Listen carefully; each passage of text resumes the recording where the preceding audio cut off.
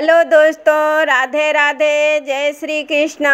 आप सब कैसे हो? आशा करती हूँ कि आप सब लोग बहुत बहुत बहुत अच्छे होंगे। मैं पुष्पा ब्लॉग संगीत आप सभी का अपने यूट्यूब चैनल पर स्वागत करती हूँ। आज मैं आप लोगों को एक बहुत मस्त गारी गीत सुनाऊंगी जो कि शादी ब्याह में गाया जाता है। मेरी गारी आपको कैसी लगी प्लीज़ कमेंट में ज़रूर लिखना और मेरे वीडियो को लाइक शेयर सब्सक्राइब ज़रूर कर देना, रिक्वेस्ट है दोस्तों।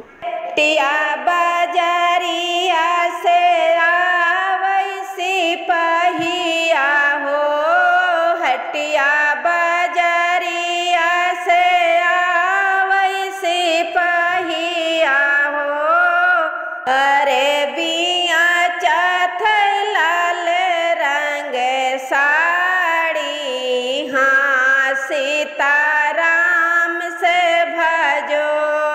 अरे बिया चाथ लाल रंग साड़ी, हाँ सीताराम से भजो।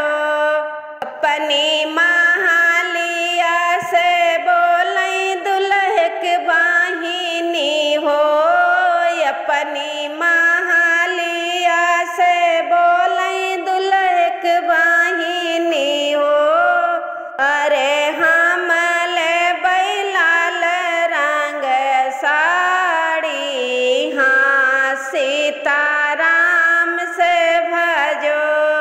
अरे हम लेबै लाल रंग साड़ी, हाँ सीताराम से भजो।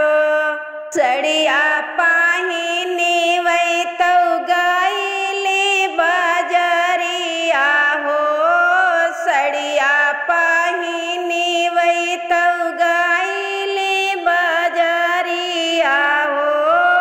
पूरा बाजे मारै झकी झोरी, हाँ सीताराम से भजो। सड़िया पहिनी वै तो गईली बजरिया, अरे पूरा बाजे मारै झका झोरी, हाँ सीताराम से भजो। सड़िया तो उड़ी गई काशी बनारस हो, सड़िया तो उड़ी गईली काशी बनारस हो। अरे चोली आज गंगा जी के पार, हाँ सीताराम से भजो।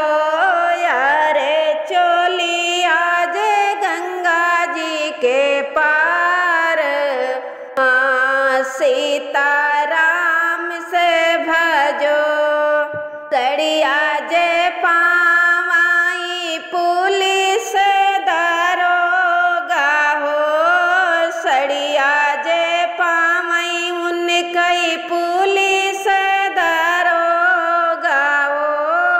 अरे चोली आज पावई थानेदार, हाँ सीताराम से भजो। अरे चोली आज पावई थानेदार, हाँ सीताराम से भजो। हटिया बाजारिया से आवै बाजा जवायर के लई हैं लाल रंग साड़ी, हाँ सीताराम